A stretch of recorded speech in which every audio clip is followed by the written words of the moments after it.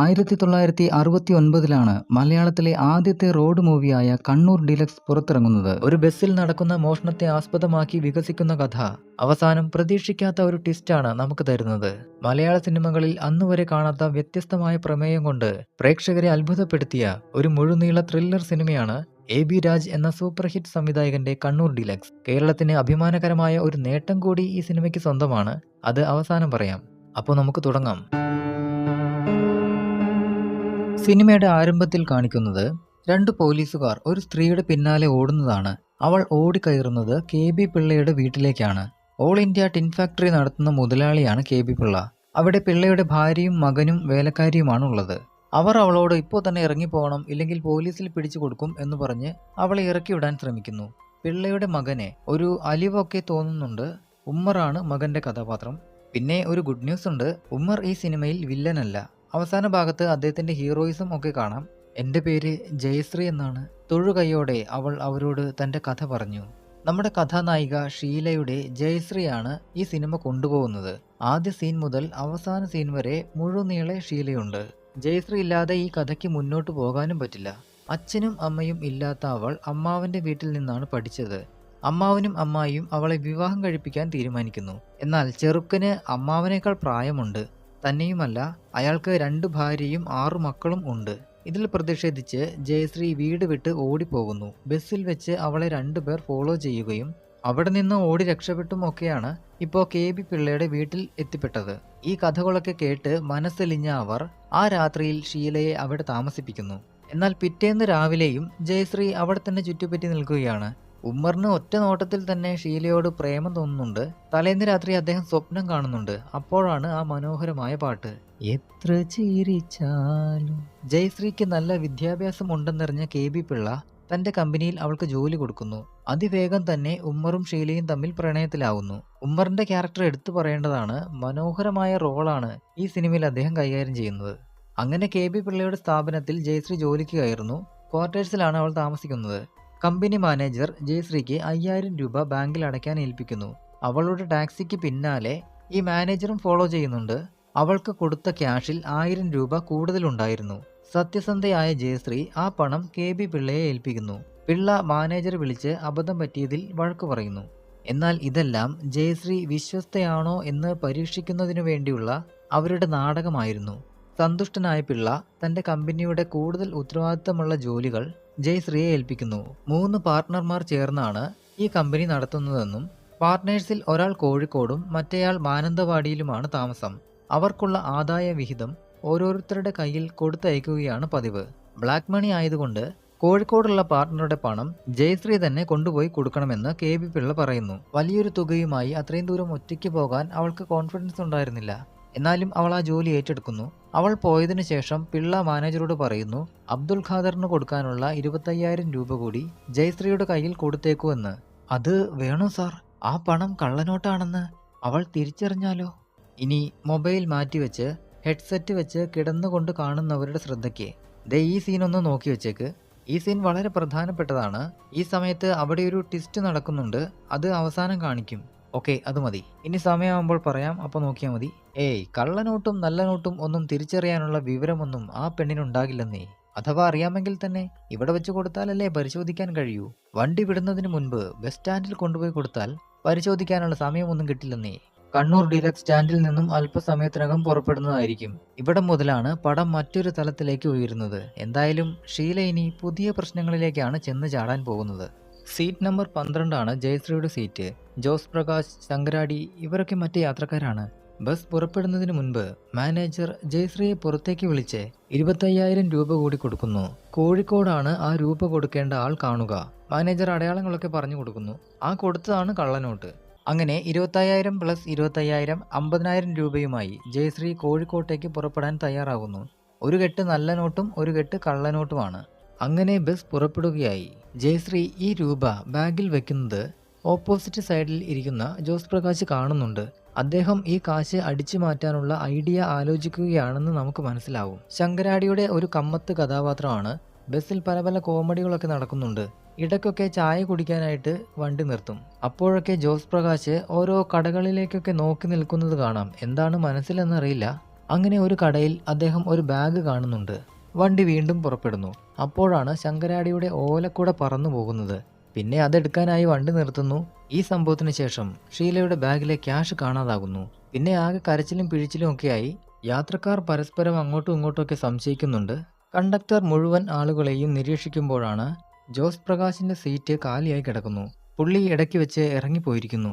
ബുദ്ധിമാനായ കണ്ടക്ടർ ബസിന്റെ ബോർഡ് മാറ്റിവെച്ച് വണ്ടി തിരിച്ചു വിടുന്നു. അപ്പോഴാണ് വഴിമധ്യേ ജോസ് പ്രകാശ് നടന്നു വരുന്നത്. കൊല്ലത്തേക്കുള്ള ബസ്സാണെന്ന് കരുതി പുള്ളി കൈ കാണിച്ച് വണ്ടി നിർത്തുന്നു. അപ്പോഴാണ് അബദ്ധം പറ്റിയെന്ന് മനസ്സിലായത്. വണ്ടി നേരെ പോലീസ് സ്റ്റേഷനിലേക്ക് വിടുന്നു. മറ്റൊരു പ്രധാനപ്പെട്ട കാര്യം, ബസിന്റെ പിൻസീറ്റിൽ മറ്റൊരാൾ കൂടിയുണ്ട്. ഷീലയെ വാച്ച് ചെയ്യാൻ വേണ്ടി KB പിള്ള അയച്ച ആളാണത്. അങ്ങനെ പോലീസ് സ്റ്റേഷനിൽ എത്തി ഷീലയെയും ജോസ് പ്രകാശിനെയും ചോദ്യം ചെയ്യുന്നതിൽ നിന്നും ജയശ്രീ പറയുന്നതൊക്കെ സത്യമാണെന്ന് മനസ്സിലാകുന്നു. ജോസ് പ്രകാശാണ് മോഷ്ടാവെന്ന് തെളിയുന്നു. ഇനി കാശ് പരിശോധിച്ച സമയത്താണ് അതിൽ ഒരു കെട്ട് കള്ളനോട്ടാണെന്ന് മനസ്സിലാവുന്നത്. അപ്പോഴാണ് നസീറിന്റെയും അടൂർബാസിയുടെയും എൻട്രി. നസീർ ഒരു തിരുമേനിയാണ്. അടൂർബാസി അദ്ദേഹത്തിന്റെ സഹായി ചന്തു. ഈ തിരുമേനിയുടെ പ്രശ്നം എന്താണെന്ന് വെച്ചാൽ ബുദ്ധിക്ക് ഒരു ഇച്ചിരി വട്ടുണ്ട്. തിരുമേനി ഇല്ലത്തേക്ക് പോകുന്നില്ല എന്നും പറഞ്ഞ് കഴിഞ്ഞ ദിവസം മുതൽ പോലീസ് സ്റ്റേഷനിൽ വന്നിരിക്കുകയാണത്രേ. ഇൻസ്പെക്ടർ തിരുമേനിയെ നിർബന്ധിച്ച് ബസ്സിൽ കയറ്റിവിടുന്നു. അങ്ങനെ ബസ് സ്റ്റേഷനിൽ നിന്നും പുറപ്പെടുകയായി. കള്ളനോട്ട് കൊണ്ടു നടക്കുന്നതിന് ഷീലയെ പിടിക്കുന്നില്ല എന്നല്ലേ? ഷീല നിഷ്കളങ്കയായ ഒരു ജോലിക്കാരി മാത്രമാണെന്നും ഇതിന്റെ പിന്നിലുള്ള KB പിള്ളയെയും സംഘത്തെയും വേരോടെ പിടിക്കാനാണ് ഇൻസ്പെക്ടറുടെ ഉദ്ദേശം. അതുകൊണ്ട് ഈ കാര്യം അറിഞ്ഞതായി പോലീസുകാർ നടിച്ചതേയില്ല. ഇൻസ്പെക്ടർ വലിയ എന്തോ ഒരു ഐഡിയയാണ് മെനയുന്നതെന്ന് നമുക്ക് മനസ്സിലാവും. ജോസ് പ്രകാശ് ഒരു ഐഡിയ മെനഞ്ഞാണ് ഇപ്പോൾ ജയിലിൽ കിടക്കുന്നത്. ഇൻസ്പെക്ടർ ഇനി എന്ത് കാണിക്കാനാണ് പോകുന്നതെന്ന് നമുക്ക് നോക്കാം. ഈ വിവരങ്ങളെല്ലാം KB പിള്ള അറിയുന്നു.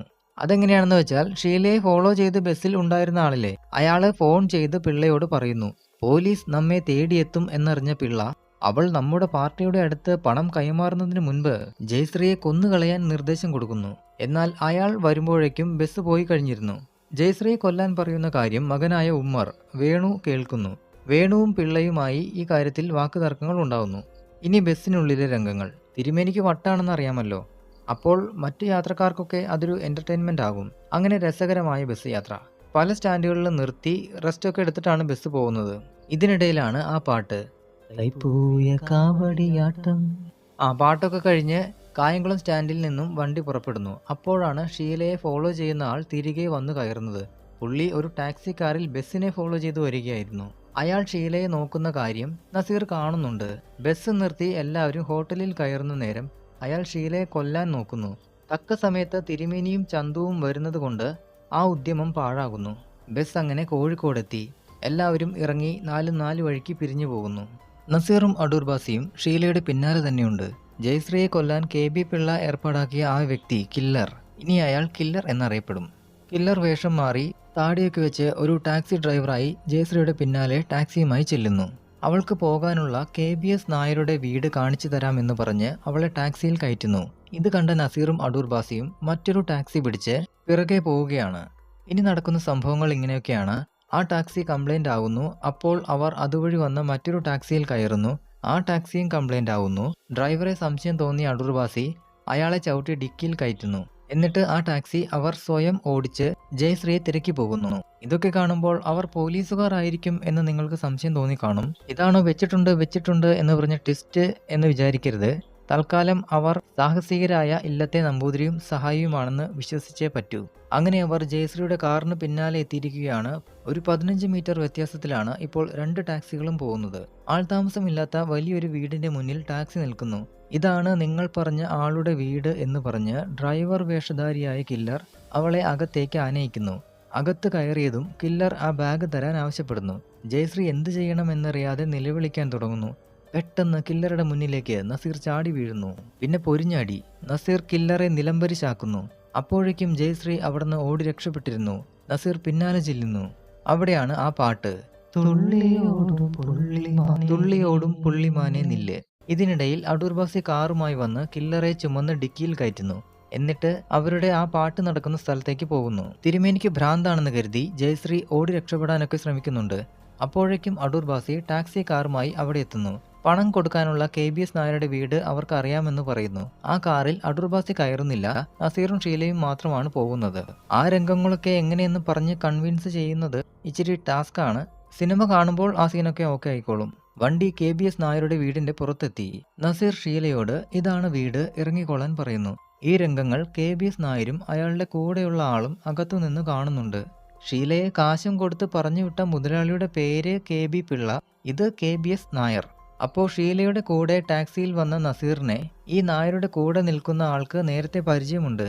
അതെങ്ങനെയെന്ന് വെച്ചാൽ, ആ ഭാഗം ഞാൻ നേരത്തെ പറയാതെ വിട്ടുകളഞ്ഞാണ്. പക്ഷേ ഇവിടെ അത് പറയാതിരിക്കാൻ പറ്റില്ല. അത് ശ്രദ്ധിച്ച് കേൾക്കണം, കൺഫ്യൂഷൻ ആകാൻ സാധ്യതയുണ്ട്. ഒറ്റ തവണ പറയൂ, പിന്നെ ചോദിച്ചാൽ ഞാൻ മറന്നുപോകും. അപ്പോൾ നല്ല സ്പീഡിൽ പറഞ്ഞേക്കാം. കോഴിക്കോട് ബസ് ഇറങ്ങിയ ഷീലയെ നസീറും അടൂർവാസിയും ടാക്സിയിൽ പിന്തുടരുന്നുണ്ടല്ലോ. അവർ ആദ്യം കയറിയ ടാക്സിയിലെ ഡ്രൈവർ ആയിരുന്നു ഇയാൾ KBS നായരുടെ ഒരു ശിങ്കിടിയാണ്. ഇടയ്ക്ക് വെച്ച് അയാൾ മനഃപൂർവ്വം ടാക്സി കംപ്ലൈന്റ് ആയതായി അഭിനയിക്കുന്നു. അങ്ങനെയാണ് അവർ മറ്റൊരു ടാക്സി പിടിച്ചു പോകുന്നത്. ഇവരെ അയാൾക്ക് നേരത്തെ സംശയമുണ്ടായിരുന്നോ എന്ന് എനിക്കിപ്പോൾ സംശയമുണ്ട്. അല്ലെങ്കിൽ നല്ലൊരു ഓട്ടം കിട്ടിയത് കളയാൻ അയാൾക്കെന്താ തലക്കെന്താ വട്ടുണ്ടോ? അപ്പോൾ ജയശ്രീ KBS നായരെ കാണുന്നു. ഇനി അങ്ങോട്ട് കുറച്ച് ഡീറ്റെയിൽ ആയി പറയേണ്ടി വരും. കഥ നമ്മൾ ക്ലൈമാക്സിലേക്ക് അടുത്തു കഴിഞ്ഞു. കഥയുടെ മർമ്മപ്രധാനമായ സംഗതി മറന്നു പോകരുത്. KBS പിള്ള തന്റെ പാർട്ണർക്ക് കൊടുക്കാൻ വേണ്ടി 50,000 രൂപയാണ് ജയശ്രീയുടെ കയ്യിൽ കൊടുത്തുവിട്ടത്. അതിൽ KBS നായർക്ക് കൊടുക്കേണ്ട 25,000-ന്റെ ഒരു കെട്ട് അത് നല്ല നോട്ടാണ്. എന്നാൽ അബ്ദുൽ ഖാദറിന് കൊടുക്കേണ്ട 25,000-ന്റെ ഒരു കെട്ട് അത് കള്ളനോട്ടാണ്. ഭാഗ്യത്തിന് ഈ അബ്ദുൽ ഖാദർ KBS നായരുടെ വീട്ടിൽ തന്നെ ഉണ്ടായിരുന്നു. അതുകൊണ്ട് ഇനി വേറെ എങ്ങോട്ടും പോകേണ്ടി വരില്ല. ആ വീട്ടിൽ തന്നെ ക്ലൈമാക്സ് നടക്കും. നായർക്കുള്ള 25,000-ന്റെ കെട്ട് ജയശ്രീ കൈമാറുന്നു. അയാൾ ജയശ്രീയോട് വിശേഷങ്ങളൊക്കെ ചോദിക്കുന്നു.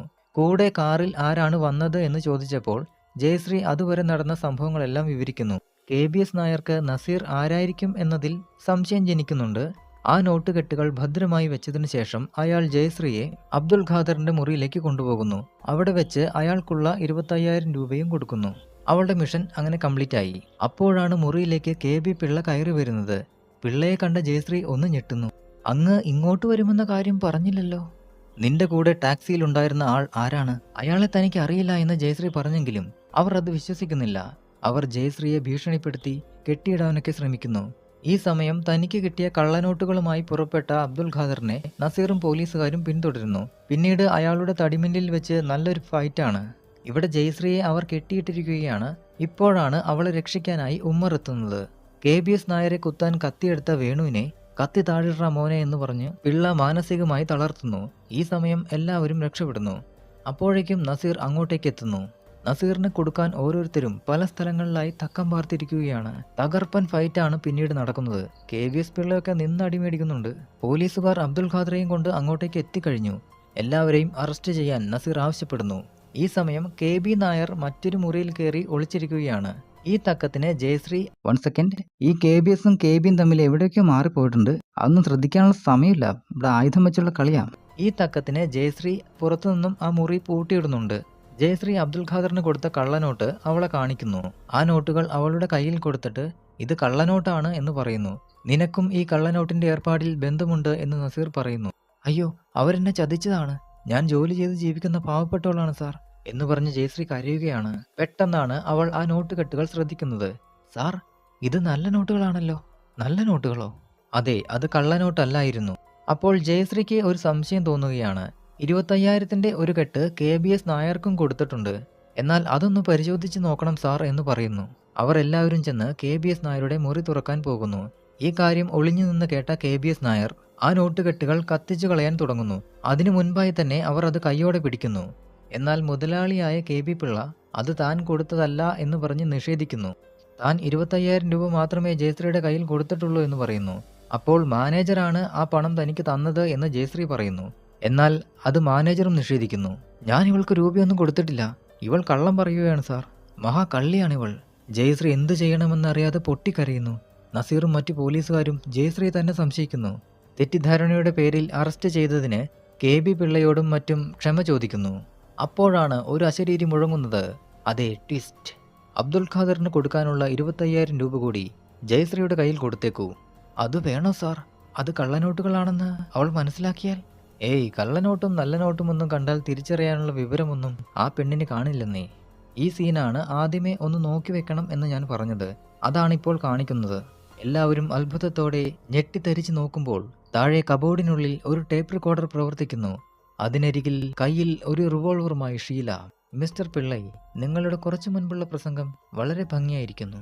അതെ, ജയശ്രീ വേഷം മാറി വന്ന CID ഓഫീസറായിരുന്നു. KB പിള്ളയെയും കള്ളനോട്ട് സംഘത്തെയും പിടികൂടുന്നതിനു വേണ്ടിയാണ് ജയശ്രീ തുടക്കം മുതലേ ഈ നാടകമെല്ലാം കളിച്ചത്. ആ നോട്ടുകെട്ടുകൾ മാറ്റിക്കൊടുത്തതും ഷീല തന്നെയാണ്. അങ്ങനെ താൻ പ്ലാൻ ചെയ്ത രീതിയിൽ തന്നെ കാര്യങ്ങളെല്ലാം നടന്നു. സംഘത്തിലെ എല്ലാവരെയും തെളിവുകളോടെ പിടിക്കാൻ ജയശ്രീക്ക് സാധിച്ചു. അവളുടെ ബാഗിനുള്ളിൽ ഉണ്ടായിരുന്ന ടേപ്പ് റെക്കോർഡറിൽ ഇതുവരെയുള്ള പിള്ളയുടെ രഹസ്യങ്ങളെല്ലാം അവൾ റെക്കോർഡ് ചെയ്യുന്നുണ്ടായിരുന്നു. അങ്ങനെ എല്ലാവരും അറസ്റ്റ് ചെയ്യപ്പെടുന്നു. ഇതെല്ലാം കണ്ട് അമ്പരന്ന് നിൽക്കുന്ന നസീറിന്റെ മുമ്പിലേക്ക് ഷീല ഒരു കാർഡ് കാണിക്കുന്നു. അത് കണ്ട് ഞെട്ടിയ നസീർ ഷീലയെ സല്യൂട്ട് ചെയ്യുന്നു. അവിടെയുള്ള എല്ലാ CID ഉദ്യോഗസ്ഥരുടെയും മേലധികാരിയായ സെൻട്രൽ CID ഓഫീസറായിരുന്നു ഷീല. അതുവരെ കത്തിനിന്ന നായകനെയും വില്ലനെയും എല്ലാവരെയും നിഷ്പ്രഭമാക്കിക്കൊണ്ട് നമ്മെ രോമാഞ്ചം കൊള്ളിച്ചുകൊണ്ടാണ് ഷീലയുടെ കിടിലൻ ട്രാൻസ്ഫോർമേഷൻ. സത്യം തെളിയിക്കുന്നതിനു വേണ്ടി ചില കള്ളങ്ങളൊക്കെ പറയേണ്ടി വന്നിട്ടുണ്ട് എന്ന് ഉമ്മറിനോട് വേണുവിനോട് ക്ഷമ ചോദിച്ചുകൊണ്ട് ജയശ്രീ അവിടെ നിന്നും ഇറങ്ങുമ്പോൾ ദ എൻഡ്. ഇനി ഈ സിനിമയുടെ ചരിത്രപ്രധാനമായ അഭിമാനകരമായ പ്രത്യേകത എന്താണെന്ന് പറയാം. 1965 കേരളത്തിൽ KSRTC തുടങ്ങിയത്. 70കളിൽ കർണാടക RTCയും തുടങ്ങി. 2 കമ്പനികളും KSRTC എന്ന പേര് വെച്ചു. ആരാണ് ആദ്യം KSRTC എന്ന പേര് ഉപയോഗിച്ചത് എന്നതിന്റെ തെളിവിനായി കോടതിയിൽ രേഖകൾ സമർപ്പിക്കണമായിരുന്നു.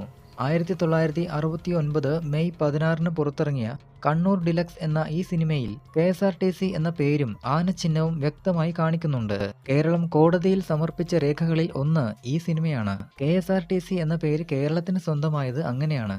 ഈ പേരിനെ ചൊല്ലി 2014 മുതൽ 7 വർഷത്തോളമാണ് കർണാടകയും കേരളവും തമ്മിൽ നിയമയുദ്ധം നടന്നത്. ഇനി മറ്റൊരു ത്രില്ലർ സിനിമയുമായി അടുത്ത വീഡിയോയിൽ കാണാം.